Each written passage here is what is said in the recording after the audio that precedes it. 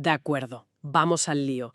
Hoy nos metemos de lleno en el cableado del cerebro, en el lenguaje secreto del sistema nervioso. El reto de hoy es fascinante. Entender no solo qué son las neuronas, sino cómo narices hablan entre ellas.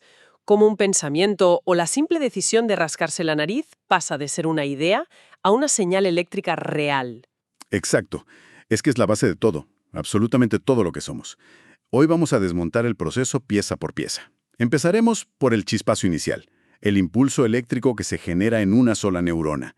Y luego, el momento casi mágico en el que esa electricidad se transforma en un mensaje químico para saltar a la siguiente neurona. Es un baile constante entre lo eléctrico y lo químico. Y en ese baile está el truco de todo, la base de la psicobiología. Así que, si te parece, empecemos por el principio de todo. La calma. ¿Qué está haciendo una neurona cuando está quieta, simplemente? ¿Esperando a que la llamen? Pues, a ver, esa calma es de todo menos tranquila. Es un estado de tensión eléctrica brutal mantenida a un coste energético altísimo. Se llama el potencial de reposo. Imagina la membrana de la neurona como la frontera de un país con una seguridad muy estricta. Dentro de la neurona, en el citoplasma, está lleno hasta los topes de iones de potasio, que tienen carga positiva, K+, y de unas proteínas enormes con carga negativa, que no pueden salir. Vale, dentro mucho potasio y proteínas negativas. ¿Y fuera del país? Fuera, en el líquido extracelular, lo que abunda es el sodio, Na+, también positivo, y el cloro, Cl-, que es negativo. Tienes una distribución de ciudadanos totalmente desigual. Y aquí viene lo bueno. La frontera, la membrana, tiene unas puertas o canales que en este estado de reposo están casi todas abiertas para el potasio, pero cerradas a cal y canto para el sodio. Ah, o sea que el potasio tiene vía libre para salir. Y como hay tantísimo dentro, querrá escapar para donde hay menos, ¿no? Por simple difusión. Justo. El potasio empieza a fugarse siguiendo lo que llamamos su gradiente de concentración.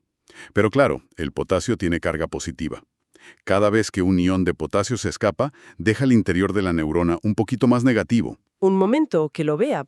Si se van las cargas positivas, el interior se va volviendo cada vez más negativo. Y eso debería atraer de nuevo al potasio, que es positivo. Es como si al salir de casa se dieran cuenta de que se han dejado algo muy atractivo dentro. Ahí está la clave. Has dado en el clavo. Se produce un tira y afloja constante. Una fuerza química, la de difusión, que empuja al potasio hacia afuera, y una fuerza eléctrica, esa negatividad creciente, que lo estira de nuevo hacia adentro. El sistema llega a un punto de equilibrio cuando el interior alcanza unos menos 70 milivoltios. Esa tensión es el potencial de reposo. La neurona está polarizada, cargada y lista para la acción. O sea que no es una calma pasiva. Está todo el rato gastando energía para mantener ese desequilibrio, esa tensión. Precisamente, y aquí hay un dato que a mí me vuela la cabeza. Mantener este estado de reposo es el mayor gasto energético del cerebro. Hay una máquina incansable, la bomba de sodio-potasio, que funciona como un portero de discoteca. Utiliza energía, ATP, para echar a la fuerza 3 iones de sodio que consiguen colarse y a cambio deja entrar a 2 de potasio. Tu cerebro es solo el 2% de tu peso corporal, pero esta bomba consume el 20% de toda la energía que quemas en reposo. ¡Qué barbaridad! Un 20%. Una quinta parte de tu metabolismo se va solo en mantener las neuronas calladas y listas. Una auténtica locura. Vale, pues si esa es la calma, vamos a la tormenta. Si el potencial de reposo es la neurona cargada como un muelle, el potencial de acción es cuando ese muelle se suelta. ¿Qué es lo que lo dispara? Lo dispara un estímulo que consiga despolarizar la neurona, es decir, que haga que su interior sea un poco menos negativo, si pasa de menos 70 milivolts a menos 65 milivolts, por ejemplo.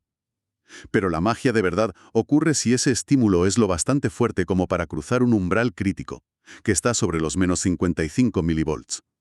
Ese es el umbral de excitación. Y ese umbral es como el interruptor de la luz, ¿no? O lo pulsas del todo o no pasa nada. La famosa ley del todo o nada. Exacto. Es como la cisterna de un váter. Si aprietas un poco la palanca, no pasa nada. Pero si la aprietas hasta cierto punto, se vacía entera y de golpe. No hay medias tintas. Si no llegas a menos 55 milivolts, la neurona se queja un poco y vuelve a su estado de reposo. Pero si cruzas ese umbral, se lía pardísima. Se abren de golpe otros canales completamente distintos. Los canales de sodio dependientes de voltaje. Claro.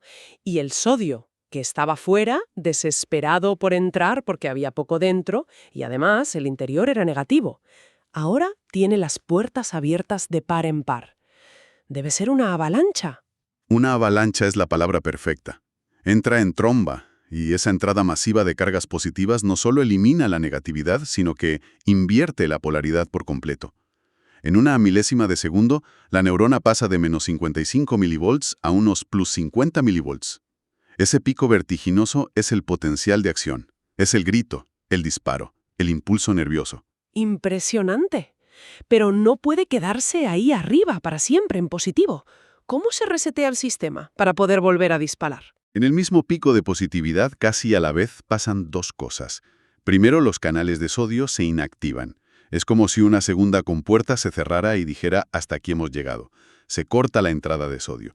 Y segundo, se abren del todo otros canales, los de potasio dependientes de voltaje, que son un poco más lentos y perezosos. Ah, y ahora el potasio, que sigue estando muy concentrado dentro y ve que el interior es súper positivo, tendrá el doble de ganas de salir, ¿no? Exacto. Sale a toda velocidad, llevándose consigo la carga positiva. Esto hace que el potencial de la neurona caiga en picado. Es la fase de repolarización. Y de hecho, se pasa de frenada. Como esos canales de potasio son lentos para cerrarse, se escapa un poco más de potasio de la cuenta, y la neurona se vuelve momentáneamente más negativa incluso que en su estado de reposo. Se hiperpolariza, ¿no? Eso es, una breve hiperpolarización. ¿Y esa pasada de frenada tiene alguna función? Es crucial. Esa breve hiperpolarización, que se llama periodo refractario, actúa como un seguro. Durante ese instante es casi imposible que se dispare otro potencial de acción. Y esto obliga a que el impulso viaje siempre hacia adelante, por el axón. No puede volver sobre sus pasos. Es como si la ficha de dominó, una vez caída, no pudiera levantarse de inmediato para caer hacia atrás. Asegura la direccionalidad del mensaje. Vale, lo pillo. Ya tenemos el disparo, el potencial de acción. Pero entiendo que esto de las fichas de dominó, de que un trocito del axón active al siguiente y ese al siguiente, suena un poco lento, ¿no? Sobre todo si pienso en un reflejo, en quitar la mano del fuego. El mensaje tiene que volar. Es una observación buenísima. Y durante mucho tiempo fue un problema. El axón gigante del calamar, que es un modelo clásico de estudio, no tiene este truco, y su impulso viaja a unos 35 metros por segundo. Rápido, sí, pero no para un vertebrago complejo. La evolución dio con una solución absolutamente genial: la mielina. La famosa vaina de mielina. El aislante. El mejor aislante del mundo. La mielina envuelve el axón como si fuera cinta aislante, pero dejando pequeños huecos al descubierto que se llaman nódulos de Rambier. Bajo la mielina, el impulso eléctrico viaja de forma pasiva, como la electricidad por un cable. Es increíblemente rápido, pero pierde fuerza con la distancia. Pero justo cuando está a punto de apagarse, Llega un nódulo de Rambier, y estos nódulos están hasta arriba de canales de sodio dependientes de voltaje. Así que en cada nódulo, el potencial de acción se regenera con toda su fuerza original y vuelve a lanzarse a toda velocidad por el siguiente tramo de mielina. Va saltando de nódulo en nódulo. o sea, no corre toda la maratón, sino que se teletransporta entre puntos de control. Esa es la analogía perfecta. Se llama conducción saltatoria, y la diferencia es brutal. Un axón mielinizado de un mamífero puede transmitir la señal a 120 metros por segundo. Es la diferencia entre ir en coche y en un cazarreacción. La mielina permite tener axones finísimos y rapidísimos, lo que a su vez permite tener un cerebro increíblemente complejo, sin que nuestra cabeza sea del tamaño de un coche. Vale, el impulso ha hecho este viaje increíble por el axón a la velocidad de un caza. Ha llegado al final, al botón terminal. Pero ahora se encuentra con un precipicio. El axón de una neurona no toca físicamente a la siguiente. Hay un vacío, la hendidura sináptica. ¿Cómo demonios salva esa distancia el mensaje? Aquí es donde el guión cambia por completo y la película pasa de ser eléctrica a ser química. La llegada de esa ola de voltaje positivo al terminal del axón abre unos canales nuevos, canales de calcio, Ca2+, que también dependen del voltaje. El calcio, que está muy concentrado fuera, entra en la célula. ¿Y qué hace el calcio ahí dentro? ¿Cuál es su papel? El calcio es la señal, el pistoletazo de salida. Actúa como un mensajero que le dice a unas pequeñas burbujas llenas de productos químicos, las vesículas sinápticas, que se muevan hacia el borde de la neurona. Dentro de esas vesículas están los neurotransmisores. Dopamina, serotonina, todo eso. Esas mismas. Las vesículas se fusionan con la membrana del terminal y liberan todo su contenido a ese pequeño abismo, a la hendidura sináptica. Y esas moléculas viajan, flotan ese corto espacio hasta la orilla de la siguiente neurona, donde encajan en unas proteínas específicas, los receptores. Es un sistema perfecto de llave y cerradura. La dopamina solo encaja en receptores de dopamina, la serotonina en los de serotonina. Ya. Y cuando la llave entra en la cerradura, se abre una puerta en la neurona de destino y el mensaje ha cruzado. Exacto. Esa unión provoca un cambio, y normalmente ese cambio consiste en abrir canales iónicos en la membrana de la neurona receptora. Y aquí viene lo interesante. Dependiendo de qué neurotransmisor sea y en qué receptor encaje, el mensaje puede ser de dos tipos. Un grito de «dispara» o un susurro de «estate quieta». O sea que la neurona receptora está recibiendo constantemente mensajes contradictorios, unos que le dan al acelerador y otros que le pisan el freno. ¿Cómo funcionan esos semáforos en verde y en rojo a nivel químico? Pues mira, si el neurotransmisor abre canales que dejan entrar iones positivos, como el sodio, el interior de la neurona receptora se despolariza un poquito. Se acerca un poco más al umbral de disparo de menos 55 milivoltios. Eso es un potencial excitador postsináptico, o PEP. Es como darle un pequeño empujón al coche hacia la línea de meta. Un voto a favor de disparar. Exacto. En cambio, si el neurotransmisor abre canales que dejan entrar iones negativos, como el cloro, o que dejan salir más iones positivos, como el potasio, el interior se hará aún más negativo. Se hiperpolariza. Eso es un potencial inhibidor postsináptico, o PIP. Aleja a la neurona de la línea de meta. Es como ponerle el freno de mano. ¿Un voto en contra? Pero claro, una neurona no recibe un solo mensaje. Le están llegando miles de empujones y de frenazos de cientos de otras neuronas al mismo tiempo. ¿Cómo procesa ese caos de información para tomar una decisión? Es la pregunta del millón. Es que esa es la base de la computación cerebral. Se llama integración neural. Todos esos pequeños PEPs y PIPs, que son señales locales y débiles, no se quedan donde se producen. Viajan por la membrana de la neurona hacia un punto estratégico, el lugar donde el axón nace del cuerpo celular, llamado cono axónico. El centro de mando, donde se hace el recuento de votos. El mismísimo centro de cálculo. Y ahí la neurona hace dos tipos de sumas. Sumación espacial.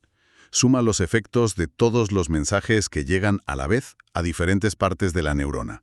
Imagina que recibe 5 empujones en distintas dendritas y 2 frenazos cerca del cuerpo. Pues hace la cuenta. Y luego está la sumación temporal. Si un mismo botón sináptico le manda varios empujones seguidos muy rápido, sus efectos se suman en el tiempo, como si las olas se fueran haciendo más grandes. O sea, que la neurona es una pequeña calculadora. Suma todos los acelera y resta todos los frena. Y no es una simple suma, es más sofisticado. Un frenazo o PIP que llegue muy cerca del cono axónico puede tener un poder de veto sobre 10 acelerones que llegaron en las dendritas más lejanas. Es una democracia ponderada, ¿sabes? No es un voto por persona. La neurona hace balance de todos esos pros y contras. Y si el resultado neto de esa increíble suma hace que el potencial en el cono axónico cruce el umbral mágico de menos 55 milivoltios, ¡boom!, dispara un potencial de acción por su axón. Si no llega, el mensaje muere ahí. La conversación se detiene. Es absolutamente asombroso. Todo se reduce a ese cálculo final. Hemos ido desde un desequilibrio de iones a un chispazo que salta por un cable biológico, a un cóctel químico lanzado a un abismo y al final a una decisión casi matemática, un sí o un no. Y esa decisión binaria, repetida miles de millones de veces por segundo en todo tu cerebro, es lo que te permite estar escuchando esto ahora mismo.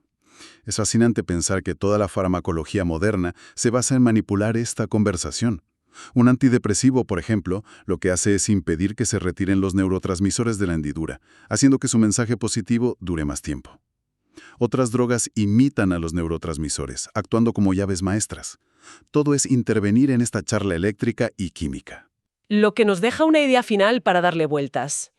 Si en el fondo cada neurona solo toma una decisión binaria, disparo o no disparo, basándose en una suma de entradas, ¿Cómo es posible que de esa computación tan simple emerja algo tan increíblemente complejo y rico como la conciencia, el amor o la idea de la justicia?